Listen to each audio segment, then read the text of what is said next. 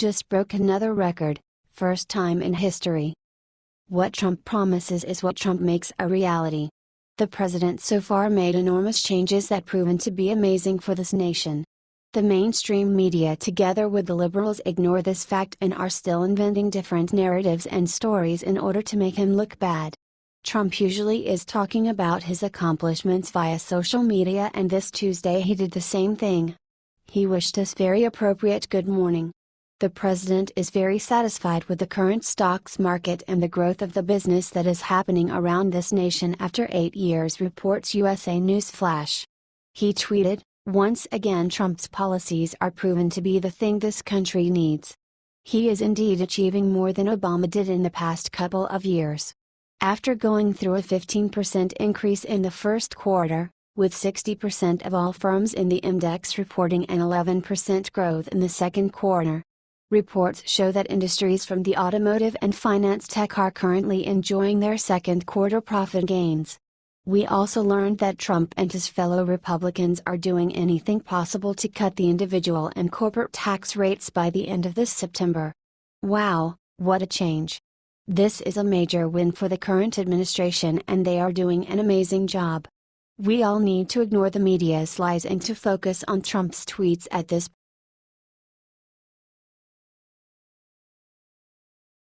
Right before he left DHS, General Kelly sent Barack Obama a message. The loser Obama official who implemented Barack Obama's awful countering violent extremism policy at the Department of Homeland Security finally resigned. He was anticipating General Kelly firing him. George Salim headed the now-collapsed CVE program. Advertisement: the CVE tried to give federal support and legal autonomy to Islamic political groups. They offered this if the groups redirected the wave of immigrants away from Islamic militancy and jihad. Kelly will make a new, successful anti-jihad strategy. On Friday, July 28, Secretary Kelly accepted the resignation of George Salim, a dedicated career professional who served at DHS under 3 presidents, beginning with President Bush in 2005, said a statement from Acting Secretary of Homeland Security Elaine Duke. George Salim's awful support for such a stupid policy has cost him his job. General Kelly won't be tolerating the nonsense that has put our lives in danger that was accepted under Obama. The DHS under Obama put numerous Muslim Brotherhood members and anti-American Muslims into important positions. All the while, they keep flooding us with Muslims and turning away Christian refugees. The federal government isn't the best organization to intervene in the process of radicalization unless that portion of the federal government is the military and that military is dropping bombs. The only way to counter violent extremism is to kill anyone who acts in an extremist manner against the United States. Local governments would be much more efficient if they stopped electing liberals and self-deprecating whites to the mayor positions in the cities where radicalization occurs. The CVE plan failed, in large part, because immigrant Islamic political activists kept raising their demands in negotiations with Obama's deputies. For example, some Islamic advocates demanded the FBI stay out of Muslim neighborhoods.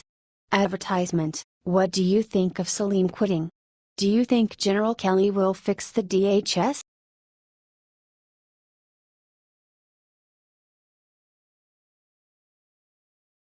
President Trump writes another Obama wrong and America is cheering loudly. Amid all the craziness in the news lately, many positive stories about America making an epic comeback have been set aside. Or maybe the mainstream media just doesn't want to report good news coming from President Trump. Advertisement. Now this is not huge news, but just a nice sign that Trump's agenda of bringing America back to prominence is taking root.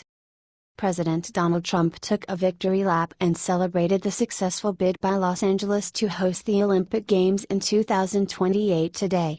It's been a long time since we hosted a Games, but more on that later. For the first time in a generation, the Olympics are coming back to the United States, and I am proud to support LA 2028, Trump said in a prepared statement. According to Breitbart, the president congratulated the United States Olympic Committee for bringing the Games back to America and lit a competitive spark under the rest of the world by reminding everyone of our lead in Olympic medals. No country has won more Olympic medals or trained more Olympic and Paralympic athletes, Trump said. America always shines brightly during the Games, and LA 2028 will be no exception. It's good to have a president who is publicly proud to be an American, isn't it?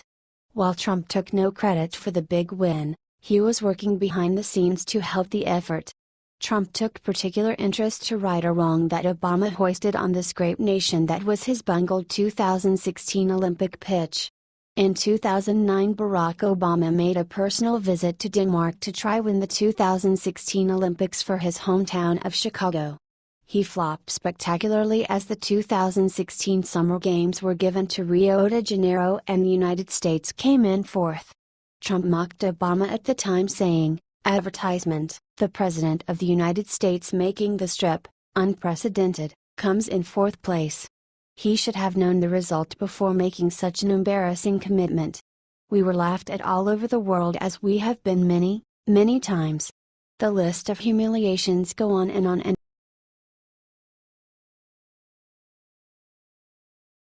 Jeff Sessions busts massive DC bribery scheme. The U.S. Department of Justice headed by Jeff Sessions has successfully ended a government contractor's life. He had perpetrated an estimated 15-year bribery and corruption racket. The degenerate was sentenced to 5 years in prison. He was even ordered to pay $15,000 legal fine. Advertisement, U.S. District Judge Arinda L. Wright Allen today sentenced Joseph P. Allen, 56, of Panama City, Florida, following his guilty plea on April 19, to one count of conspiracy to commit bribery, the Justice Department statement read. Jeff Sessions and the DOJ elaborated on the scheme that was worth almost $3 million that occurred between 1999 and 2014. According to the statement of facts included in Allen's guilty plea, Allen conspired with a government contracting official, Scott B. Miserandino Sr., 58, formerly of Stafford, Virginia, to use Miserandino's position at Military Sealift Command to enrich themselves through bribery, the statement continued. Miserandino, Allen's alleged helper, hasn't even been sentenced yet in the military contracting fraud. However, the details give a little more information on the fraudulent plans. Specifically, beginning in about 1999, Miserandino used his position and influence at Military Sealift Command to facilitate and expand Allen's company's commission agreement with a third-party telecommunications company that sold maritime satellite services to MSC. Unknown to MSC or the telecommunications company, throughout the scheme, Allen paid half of the commissions he received from that telecommunications company to Miserandino as bribes.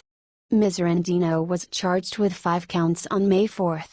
It's actually almost as disgusting as the VA scandal that ran under the Obama administration. This isn't something that should be taken lightly, and if this is what Sessions does, he will maintain his job for a very long time. What do you think of Sessions and the DOJ going after these scumbags?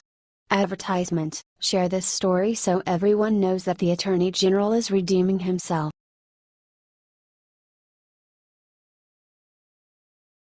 GOP Congress discovers $1 billion payment to law firm under Obama. The National Credit Union Administration is doing their best to renegotiate the terms of a 2009 agreement with 2 private law firms. They paid more than $1 billion to the attorneys. The GOP Congress is freaking out.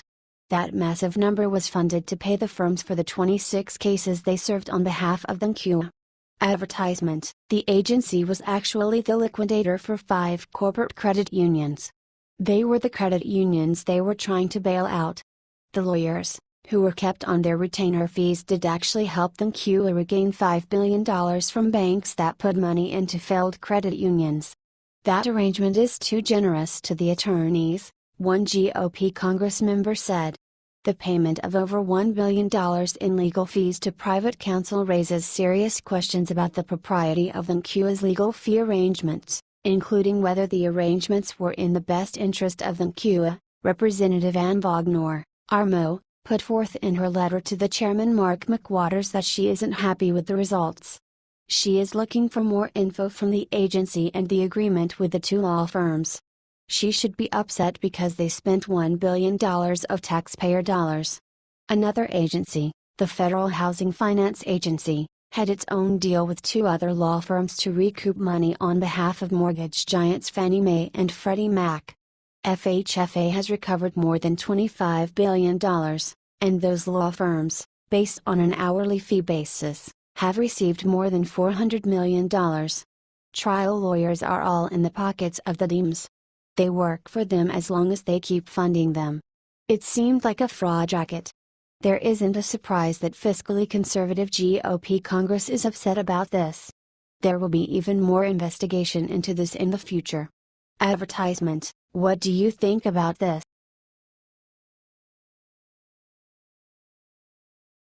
Sarah Huckabee Sanders reads the Riot Act to cowering liberal reporter. White House Press Secretary Sarah Huckabee Sanders went after the mainstream media again during a White House press briefing on Tuesday. She is fighting against a liberal press and their blatantly lying headlines and their stupid fixation on the Russia story. Sarah Huckabee Sanders went after the anti-Trump media while talking to reporters during her Tuesday White House press briefing. She said that they were fueling a false narrative about President Trump and the Kremlin being very close. Advertisement: the only thing I see misleading is a year's worth of stories that have been fueling a false narrative about this Russia collusion and this phony scandal based on anonymous sources, said Sanders. She said they are completely dedicated to the meeting that Donald Jr. had with the Russian lawyer and nothing was produced. She also reminded them that they have been virtually silent on the collusion between the Democrats and the Ukraine. Even a Democrat company took money from the Russian government while they designed a completely false dossier. That dossier is what they have been dedicating their fake news stories to. It's the basis of their lies. And if you want to talk further about a relationship with Russia, look no further than the Clintons, said the press secretary.